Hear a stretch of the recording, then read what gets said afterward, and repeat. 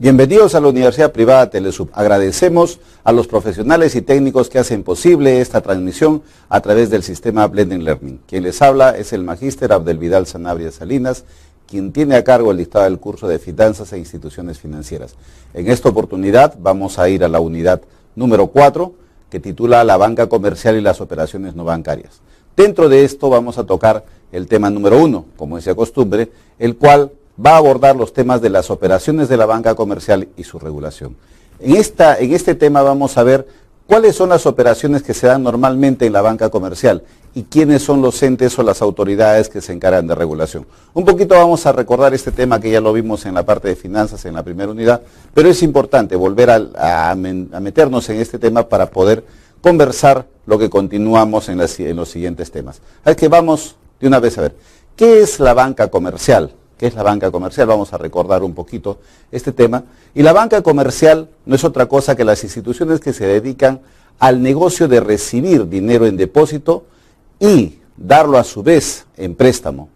Además, o que es lo que es importante, todas las operaciones que natural y legalmente constituye el giro bancario. Y básicamente, ¿qué es la banca comercial? La banca comercial con naturaleza y historia es la que se encarga de recabar o de recibir, vamos a decir, en forma de depósito todo el dinero de las unidades que tienen un superávit, ¿no es cierto? Y lo van a canalizar a las unidades que tienen un déficit a través de los préstamos, ¿no? Cobrando pues por ellos un precio, un costo que lo fija son las tasas de interés. Ese es el trabajo básicamente de la banca comercial, hacer la intermediación financiera. Bien, los bancos comerciales, como ya hemos dicho, son instituciones financieras, ¿no?, que basan su actividad principal en la captación de fondos públicos, exigibles a la vista y a corto plazo, con el objeto, pues, de realizar operaciones de crédito cuyo ciclo o evolución también sea de duración corta. Pero en el otorgamiento de los préstamos, los bancos comerciales también no solamente involucran los dineros que captan por ahorro, sino también los involucran sus propios capitales. Y de esa manera es que van ellos otorgando sus créditos. Todo esto se da en un mercado de libre competencia. Recuerden que estamos ustedes en un mercado de libre competencia. Las operaciones esenciales son el depósito y el préstamo. También hacen descuentos, es decir, concentra el dinero y el ahorro disponible en el mercado para distribuirlo entre las actividades económicas de rápida evolución.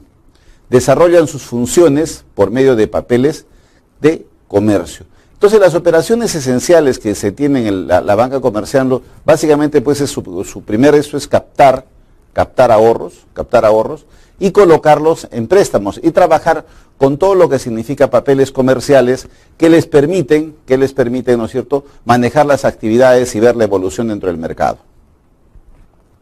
Las operaciones bancarias realizadas con la intermediación en el crédito suelen clasificarse en operaciones activas y pasivas, denominándose a las pasivas, ¿no?, aquellas operaciones en las cuales se encargan de captar los ahorros. Las operaciones pasivas son las que se encargan de obtener los fondos, o sea, las de las unidades, como hemos dicho, superávit. Y las activas son las que consisten en otorgar préstamos. Estos dos términos son muy importantes y es bueno siempre aprender a diferenciarlos. ¿Qué son operaciones pasivas y qué son operaciones activas? Las operaciones activas son aquellas a través de las cuales la banca comercial se encarga de otorgar créditos. Eso es las operaciones activas. Y las operaciones pasivas son aquellas en las cuales las entidades se dedican a la captación de ahorros. Como consecuencia de esto es bueno siempre recordar o mencionar que a este lado también significa que de esta manera aparece lo que se llaman las tasas de interés pasivas y las tasas de interés activas. La tasa de interés pasivas, como es lógico, va a ser las que nos paguen por nuestros depósitos de ahorro y las activas son las que nos van a cobrar por los préstamos que nos dan. Por analogía, las activas siempre van a ser mayores a las pasivas. Bien, ya hemos conversado en una serie de temas de información que es importante relevar. Así que vamos a ver qué son las instituciones bancarias. ¿No es cierto? Las instituciones bancarias, como ya habíamos dicho, es un sistema, ¿no?, en el cual existen diferentes tipos de bancos que tratan de cubrir todas las necesidades financieras de la economía de un país. Es verdad, las instituciones bancarias son todo un sistema, ¿no es cierto? Y bueno, existen pues variedades de instituciones que se dedican a diferentes rubros, tratando de coberturar pues todas las necesidades que se tienen en la economía. Por acá, para un primer lugar, vamos a empezar diciendo que existen los bancos públicos, ¿exacto?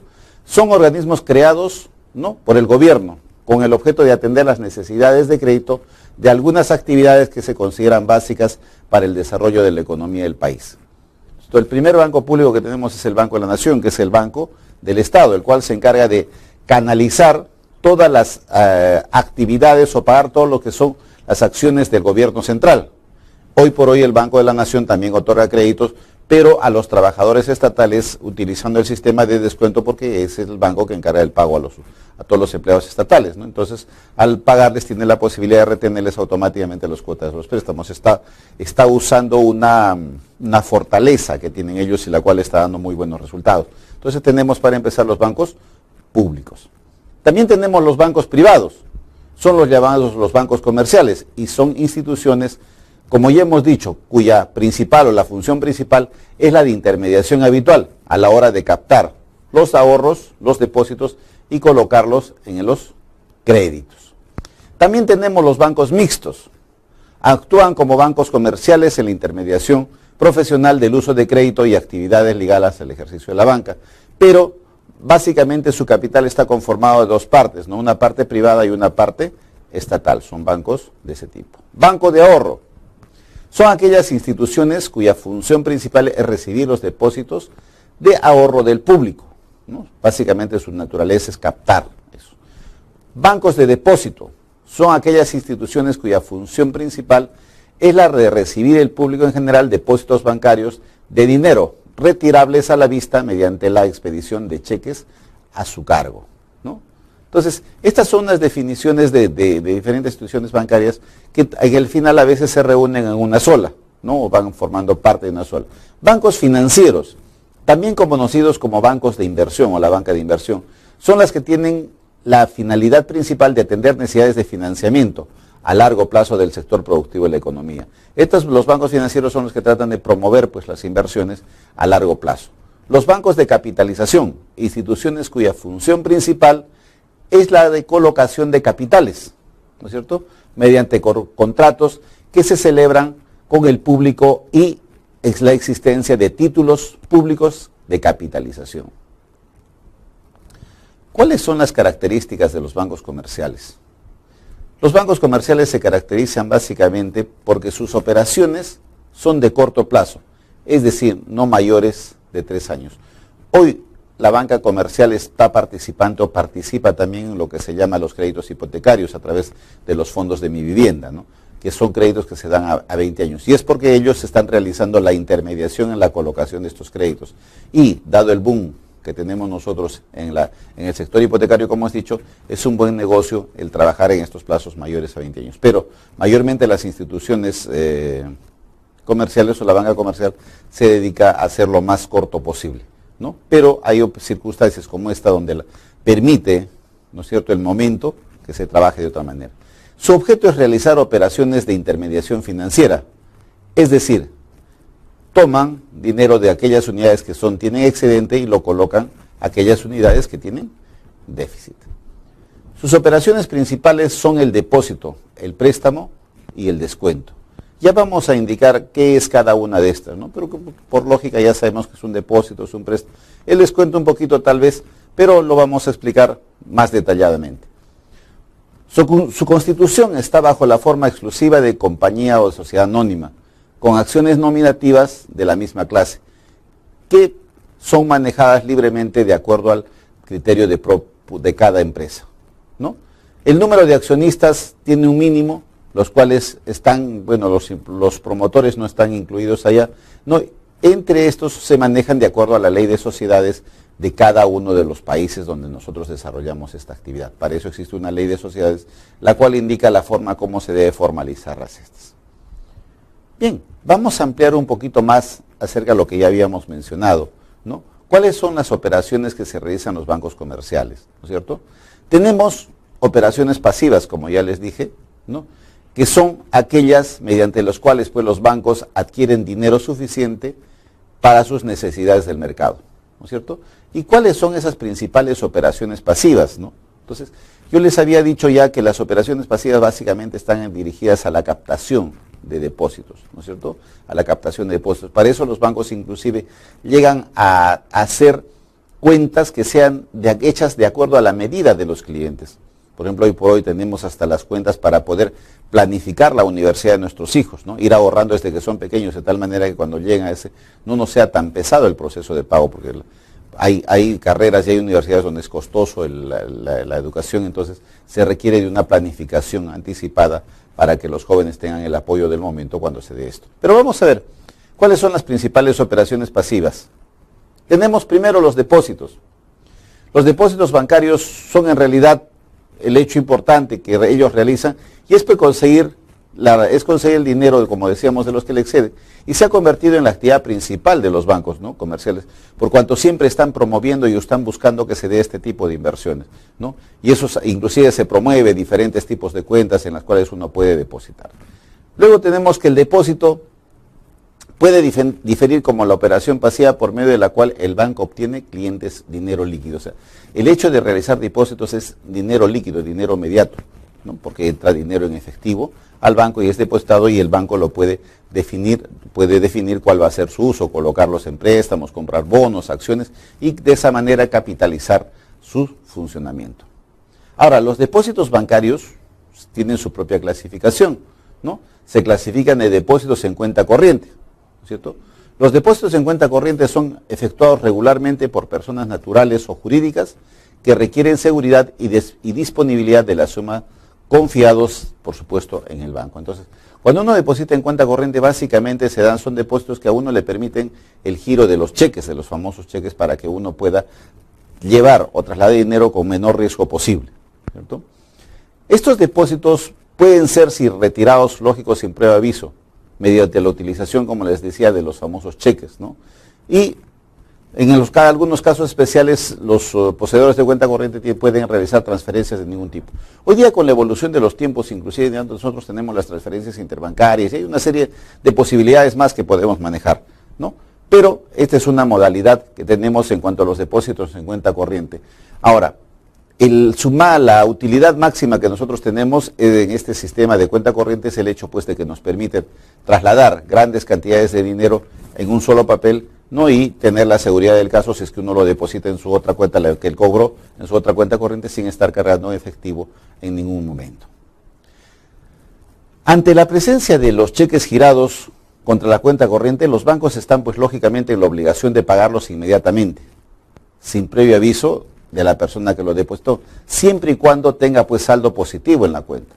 Pero también es posible que, dado el movimiento, el banco le pueda girar, dar un préstamo por un corto tiempo, hacerle un sobregiro, que lo vamos a hacer más adelante, en la cuenta, de acuerdo a su movimiento y al respaldo que pueda tener. Eso ya es potestad de cada banco. Depósitos en cuenta de ahorro. Es lo más rutinario y normal que nosotros hacemos, pues. Esos depósitos, pues, constituyen una gran cantidad en los bancos, ¿no? Y no es otra cosa que es una actividad que podemos desarrollar cualquier persona natural o jurídica, ¿no? Entonces, nosotros depositamos nuestros excedentes y los guardamos ahí con la finalidad que generen un cierto interés de alguna manera, ya que tenerlos bajo nuestra casa no generaría ningún interés. ¿Y qué permite eso a las entidades financieras? Tener una liquidez que, como ya les hemos dicho, le permita a ellos su manejo y puedan desarrollar mejor su actividad. Los depósitos de ahorro deben ser nominativos, lo que comprueba mediante las libretas, ¿no? Las libretas que ahora nos dan nuestra tarjeta en los bancos, ¿no es cierto? Y las libretas ya son virtuales, ¿no? Y estas son expedidas por el banco y a través de los cajeros nosotros podemos sacar nuestros saldos, no solamente en el cajero, sino también verlo por internet o verlo por diferentes medios, como es lo que nosotros manejamos. Los depósitos a plazo fijo. Estos están constituidos por cantidades exigibles en un término fijo, siempre a plazos mayores de 30 días. Los depósitos a plazo fijo están documentados por certificados negociables, emitidos por cada entidad financiera. Entonces, los depósitos a plazo fijo son depósitos que nosotros los establecemos a un tiempo determinado para poderse retirar, por cuyo periodo van a generar una determinada tasa de interés, que en un tiempo dado se pueda mejorar o no la capacidad de nuestro dinero. Ahora, esto no obliga a que nosotros no podemos retirar antes. Sí podemos retirar antes. Lo que va a pasar es que nos van a considerar otra tasa diferente de interés, no la que nos prometieron por el tiempo que estaba establecido. Ahora, el hecho de tener un plazo fijo para los bancos les permite planificar el tiempo que van a utilizar este dinero y hacer, lógicamente, por supuesto, más lucrativa la rentabilidad para ellos que para la persona que ha depositado el dinero. Ahora, estos certificados de depósito sirven cuando una vez que son ya nominativos y se forman un certificado, nos van a servir inclusive como garantía para poder obtener otro tipo de créditos sin necesidad de tocar nosotros nuestros fondos. Entonces, estos certificados tienen esa validez, eso nos permite realizar de esa manera, ¿no es cierto? Y poder utilizarlos, como te digo, de cierta garantía. Inclusive podemos transferirlos si nosotros necesitáramos el dinero, aunque no es muy poco usual, pero se puede realizar este tipo de operaciones. Ahora, los depósitos, estos depósitos también pueden clasificarse en primarios y derivados. Los primarios surgen cuando el banco recibe efectivo o valores, tales como cheques o giros, convertibles de inmediato en efectivo, es decir, el depósito propiamente dicho. O sea, quiere decir que los depósitos primarios, ¿no es cierto? O sea, es efectivamente el ingreso de dinero líquido que se da a la entidad financiera. Mientras que los depósitos derivados son aquellos que surgen de préstamos que concede el propio banco y que son abonados en la cuenta corriente de los clientes y dejados por estos temporalmente en dichas cuentas. Entonces, los depósitos derivados son aquellos que van a venir como consecuencia de un préstamo que ha recibido el cliente de la misma entidad financiera y que porque no los va a usar todavía en ese momento, los vuelve a dejar depositados en su cuenta de ahorro por un tiempo hasta que él disponga de ellos, ¿no? Entonces esos son los depósitos derivados. Entonces tenemos los depósitos primarios y tenemos los derivados. Los primarios son aquellos donde efectivamente se coloca el dinero en el banco, hay una nueva inyección de dinero en los bancos, y el depósitos, ¿no? Los depósitos derivados son aquellos que nacen como consecuencia de un mismo crédito otorgado por la entidad financiera. La venta de giros. Un giro es otra cosa que una remesa de una plaza a otra. Yo quiero enviar un dinero a mi hija que está en Piura, entonces puedo realizarle un giro, o lo que hoy llamamos nosotros una transferencia. Los giros han ido perdiendo su vigencia con la aparición del Internet. Ahora lo más fácil es hacer una transferencia, ¿no? Pero aún se sigue utilizando esta modalidad en los bancos porque hay personas que no tienen una cuenta de ahorro por diferentes motivos, que no todos tenemos por qué tenerla. Simplemente se acerca a un banco y dice: quiero hacerle un giro a Juan Pérez, deja el dinero y Juan Pérez puede cobrarlo inmediatamente en la agencia, en el lugar del país donde esté, o en cualquier parte del mundo. Por último, dada la globalización, ahora no necesitamos nosotros ya de las barreras. Este tiempo ya han pasado, las barreras ya desaparecieron en cuanto a esto. Luego tenemos la venta de títulos. No, esta es una actividad a la cual pueden colocar, ¿no?, en el mercado acciones u otros títulos, ¿no?, tales como cédulas hipotecarias. Entonces, esto también realizan los bancos comerciales. Manejan todo lo que son el sistema financiero desde diferentes partes. Hoy, por ejemplo, los bancos trabajan pues con todo lo que sea finanzas, trabajan en sus portafolios, en sus fondos mutuos, tratan de crear instrumentos financieros que hagan que las personas confíen en ellos para que ellos manejen los recursos financieros en los diferentes mercados financieros que nosotros hemos tratado de ver a lo largo de este curso. La emisión de bonos de renta. Otra fuente de recaudación bastante usada en los bancos consiste en la emisión de bonos de renta. El banco emite bonos y los coloca en el mercado, generalmente entre sus propios ahorristas. Los plazos generalmente son superiores a un año. Los redescuentos pasivos. Mediante el redescuento pasivo, los bancos descuentan en otros bancos y más comúnmente en los bancos centrales o emisores documentos provenientes de sus operaciones activas, en lo cual prevén fondos, bien sea para hacer frente a compromisos extraordinarios o imprevistos. ¿Qué se trata esto? Normalmente cuando los bancos hacen operaciones de descuento, que vamos a ver, ¿qué son las operaciones de descuento?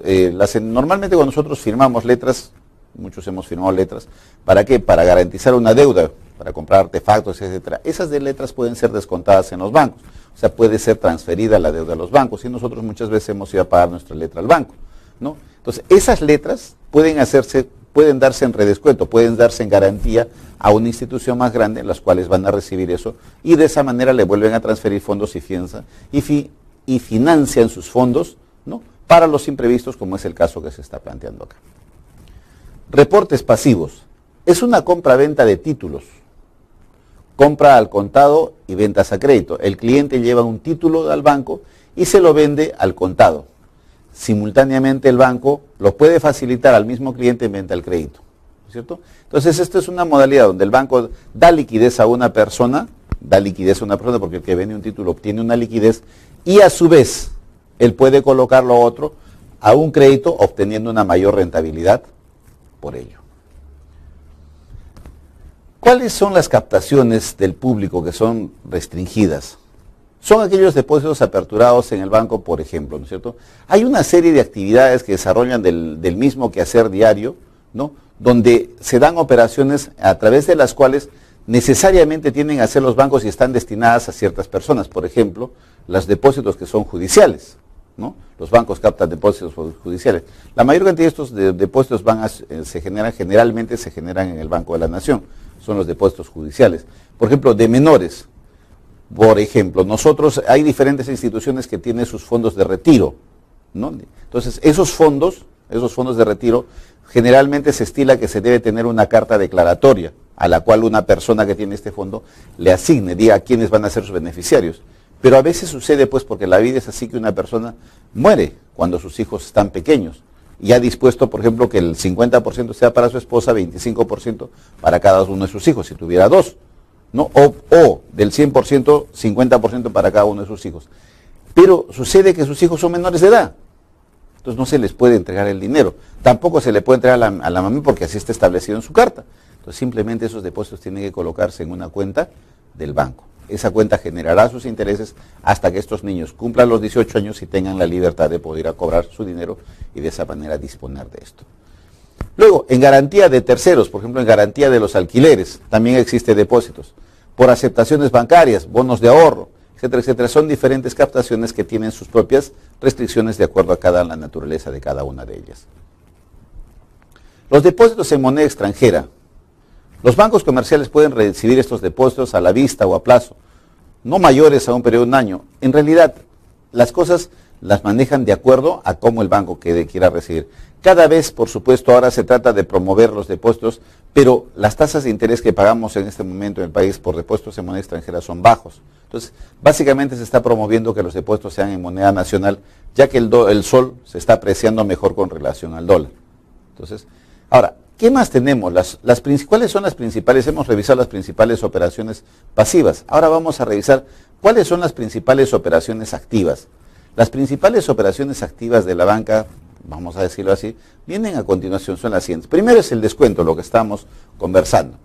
Entonces decimos que esto se da o se presenta así cuando un acreedor posee un documento de crédito donde consta que cobrará su deuda al vencimiento de un plazo determinado.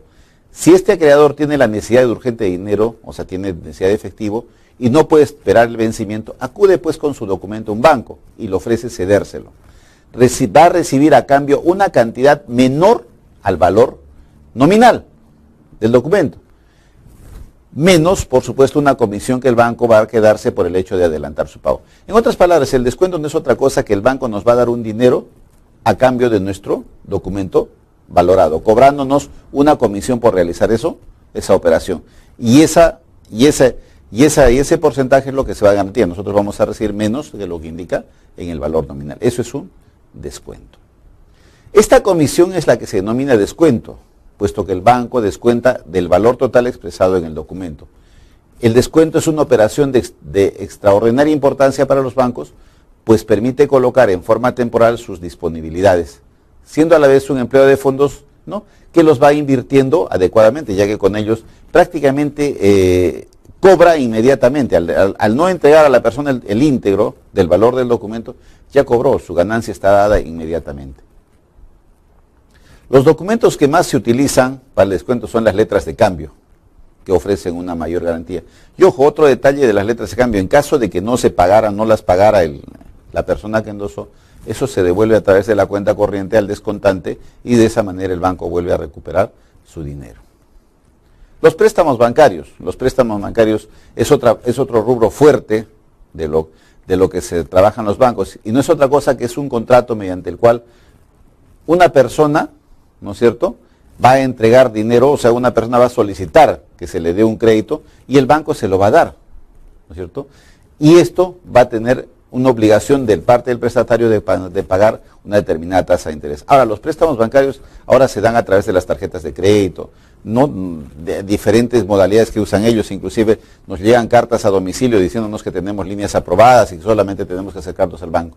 Los bancos, los créditos, los préstamos bancarios ahora se dan con mucha celeridad. Los bancos están tratando de promover la entrega de dinero para poder generar sus propios intereses. En general, un préstamo bancario es la concesión de un crédito que tiene como respaldo documentos generalmente garantizados que suscriben los clientes. Por eso es que cuando nosotros vamos a pedir un crédito, inmediatamente nos hacen firmar un pagaré, nos hacen firmar una serie de documentos que garantizan a ellos la devolución, ¿no? Y ahora con el apoyo de Infocor y todas esas cosas se hace fuerza para que nosotros cumplamos con nuestras obligaciones. Tenemos otro sistema de operación activa que son los adelantos. O sea, en este caso, mediante este tipo de colocación, de operación, los bancos conceden a sus clientes un crédito hasta un determinado monto y por cierto límite de tiempo, de acuerdo a algunas condiciones estipuladas del contrato. El cliente va a gozar de un privilegio de hacer retiros totales o parciales del crédito concedido. Y esta es la obligación, siempre se está en la obligación de reintegrar, ¿no es cierto?, totalmente lo que se ha dado. Entonces, estos adelantos generalmente se dan cuando una operación, vamos a suponer así, tenemos un cheque que tenemos que cobrar, ¿no es cierto? Los cheques tienen un proceso hasta que se dé la conformidad en el banco. Y si necesitamos, inmediatamente se nos puede conceder un adelanto, pero lógicamente esto tiene un costo. Los anticipos son operaciones activas por medio de las cuales los bancos otorgan un crédito a una empresa o a una persona natural con la entrega de una garantía por parte del cliente. Estos tienen que ser títulos, valores superiores pues al monto de lo solicitado. Ahora, como ya habíamos estado conversando de los mercados de divisas y todo lo que se refiere a los forex en divisas y todo, entonces la compra de divisas pues y de letras tiene justamente esa finalidad, ¿no es cierto? Entonces simplemente el ganar la posibilidad de ganar y hacer que estas monedas, como se van a parar en el extranjero, puedan ser fuente fundamental de ingresos de recursos a los bancos. Y por medio de ellas el banco persigue o busca dos objetivos fundamentales: establecer fondos en el exterior, ¿no?, y realizar la comercialización o manejar la comercialización de estos documentos, ¿no?, con la respectiva ganancia pues que significa para ellos.